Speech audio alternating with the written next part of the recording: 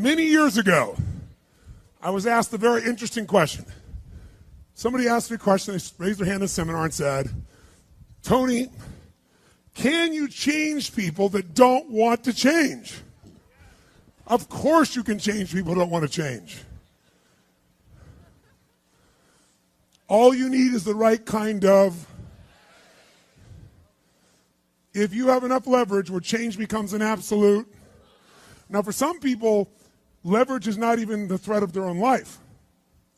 Some people would rather die than have you tell them what to do. And so that's not the leverage. The leverage for them might be something for their children. Leverage for them might be spiritual growth. All of us have a leverage point. If you find the leverage, not the leverage you make someone do it, the leverage that will make them make themselves do it. We all have some place that'll get us to follow through. Now, if you get enough leverage and if you interrupt the pattern enough, how many of you ever had a pattern when you were a kid and you had like some obnoxious uncle or something and you were trying to be upset and they'd come like rub your damn head or something to make you crazy and you couldn't stay upset because they kept doing this to you? How many had this happen? Say aye. If you have enough leverage and you break someone's pattern enough times, a new pattern will show up. If you're conscious, you can create the new pattern. So the answer is yes. Now then the question would be, Tony, if all it takes is leverage, then why don't most people change? And I had a lot of answers to that, but that night, I'm a night person. That night, I'm wired up after a seminar. It's like 2 o'clock in the morning. It was December. And so I flip on the television in the back for some white noise, looking for CNN, and I come across the old Christmas classic, this Christmas Carol, right? A Dickens classic. And I see it in black and white, and I start watching the movie, and I'm remembering it from being a kid. And as I'm watching this thing, I see this man named Scrooge who clearly doesn't want to change. In fact, he's certain he doesn't need to change because what's happened is his life went through a lot of pain. And when he got pain, he looked for the source of that pain, and he said it was being close to people. So we decided is people equals pain. Remember the red squares we talked about? So now he wants to avoid people, and he's mean to people. Now, he's also very wealthy financially. He makes up this belief that because I'm mean and tough with people, I'm rich. The truth is he's financially rich. If you watch the movie, you read the story, when everybody else is gone, who's still working? He is. He's hardworking, he's thrifty, he's smart, he's intelligent, but he thinks he's rich because he's mean. So he doesn't want to lose being rich. He doesn't want to lose not being hurt. So he has a belief. Be mean to people and everything works out, even though he's miserable. Can we have beliefs that make no sense and yet still believe them, yes or no? Sure, we just get wired. So I'm watching this guy. Now, the only way people change is if they associate either enough what? Pain, so they have to change, or they associate changing will equal enough what? And ideally, if you get both, you'll change. If you get, every moment I do this, the pain's getting more and more intense, there's a point where you must change. And if I change, I get all this pleasure, you're going to want to change. How many follow? But what equals pain and what equals pleasure is what you associate in your nervous system. So what happens is, the only way you create change is changing what you link pain and what you link pleasure to in your nervous system, not just in your head, in your gut. That's what controls you. Lots of times in your head, you know what you should do, but your gut takes over. Your fear or your greed or your desire or your comfort or whatever. Who knows what I'm talking about here? Say aye. But watch this. How many of you used to have a favorite dessert or a food or a form of alcohol that you really, really, really loved? And then one night you had an experience like never before, where something happened, where this food or this drink or this alcohol that you love so much, it went down, but it kept coming back up at a level of intensity and with enough aroma and pain and association that to this day, it takes no willpower just to think of that alcohol or think of the smell of that food or look at it makes you appalled, makes you repelled. Who's had an experience like this in your life? Say aye. Tell me what that change was. Was that a change in willpower? No. all that happened is your brain changed what it used to link pleasure to, it now links pain to. When you link enough pain, it takes no willpower, you're going to avoid it. The problem is some of you are linking pain to things you need, like exercise, right? Or pain what you need, like a relationship, right? And it's the wrong association, but it's going to control your life. Your job is to change what you link pain and pleasure to. So that night, what was pleasure became pain, and now it takes no willpower, you just avoid it.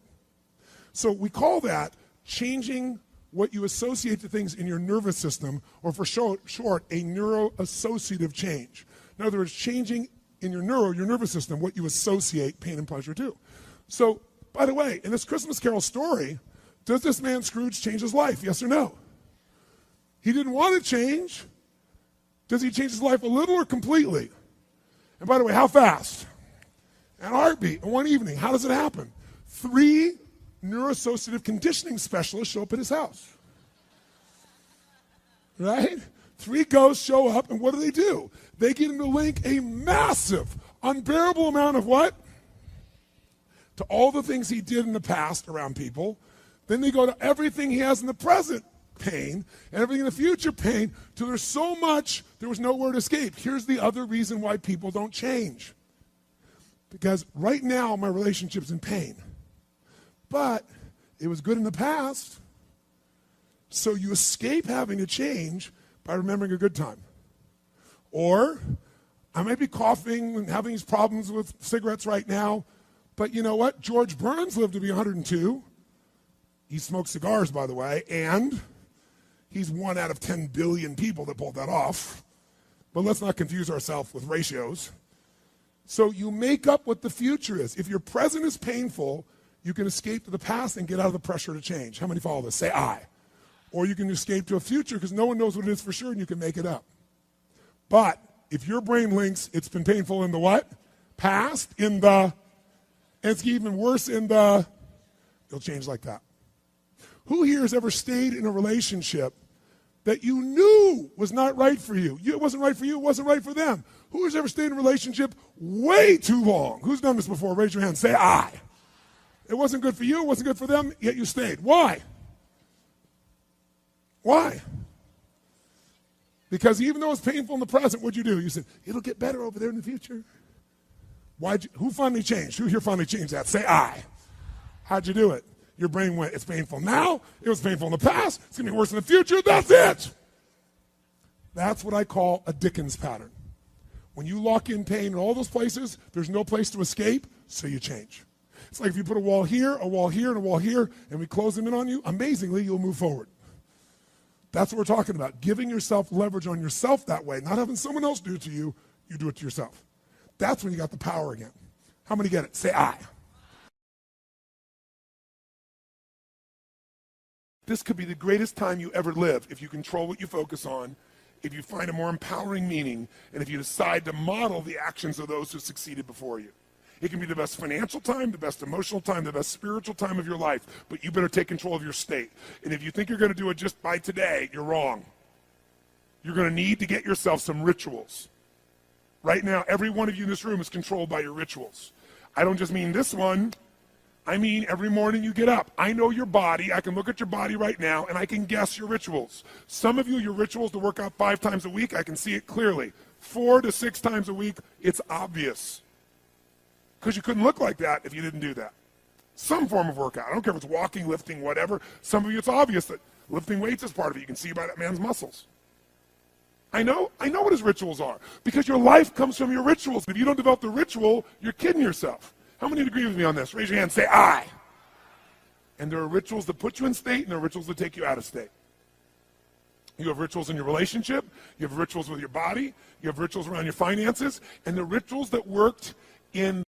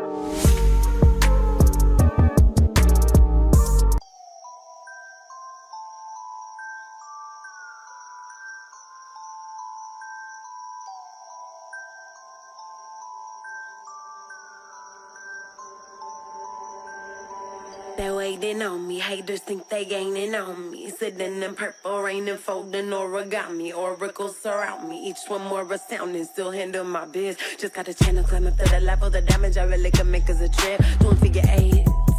Are you coming back now? But it's way too late. Just trying to be grateful. Just trying to be great. Yeah. And one thing it taught me is this is the moment to get it. So have faith and don't hesitate. Where my bad girls at? Bad girls at? From the front to the back, front to the front to the front to the front to the front. But it work right now, work right now. Put it work, let me see, put it work. Put it work, let me see, put it work. Work. Put it work.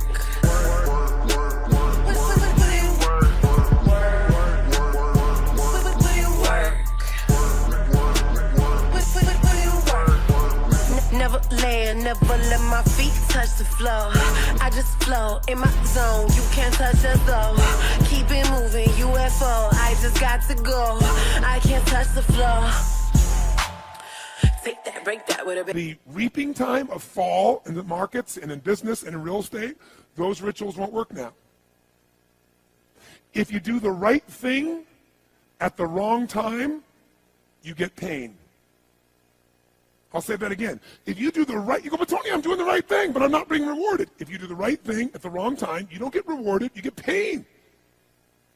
So you better do the right thing at the right time, and to do that, you better know what season you're in, and to do that, you better learn how to change your state, how to take control of your own conditioning. That's what I live for. Does this make sense to you, yes or no? Come on, guys, yes or no? So now it's time to train yourself to do that. I'll show you how fast it can change. Try this just for a second. I want to show you what you can do with just focus. Try this for a moment. I'm going to give you a test. Sit up in your chair with some energy. Make sure your buddy next to you is in a strong state. If otherwise, adjust their state. Come on, change their physiology, whatever they got to do. See if they're ticklish. That might help. Now do this. I want you to look around this room right now and find everything in this room that you can find that is brown. As fast as you can. Look for brown. Look for brown. Look for brown.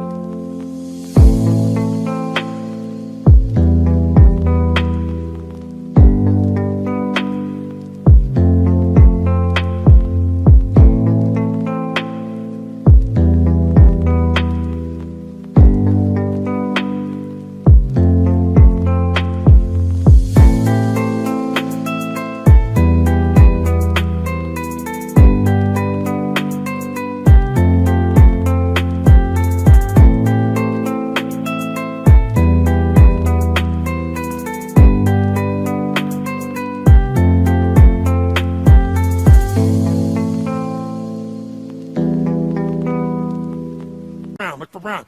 Look around you. Look for brown. Look for brown. Look for brown. Okay, close your eyes. I'm going to give you a test. With your eyes closed now, shout out loud everything you saw that was red.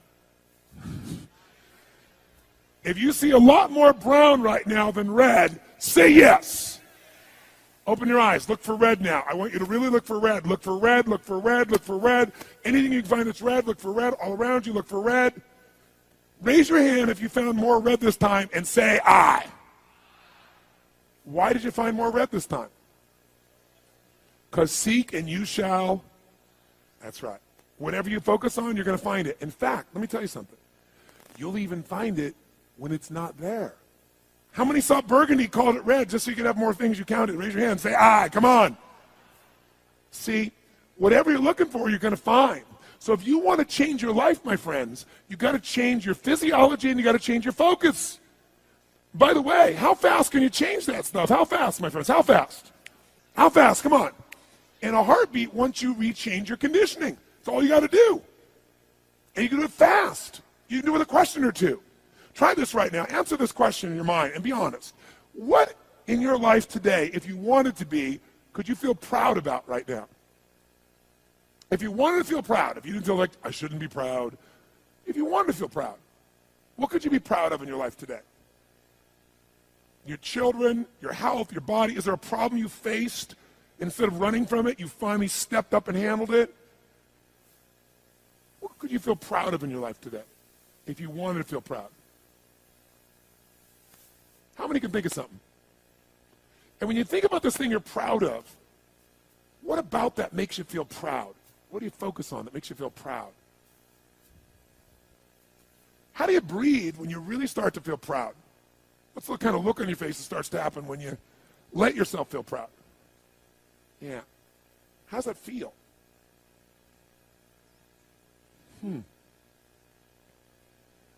Think of another area of your life. Think of an area of your life that you're grateful for. Or if you go, I'm not grateful. If you wanted to be grateful, what's an area you could feel grateful for? What could you feel grateful for if you really wanted to feel grateful?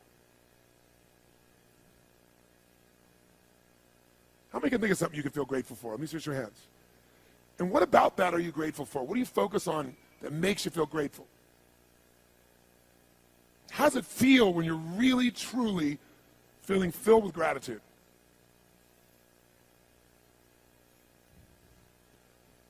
Here's one. If you wanted to be excited about your life right now, and you were willing to be excited, you were willing to buck everybody else's trend, what could you feel excited about in your life if you wanted to feel excited? What could you get excited about if you're really focused on it and you really took it in?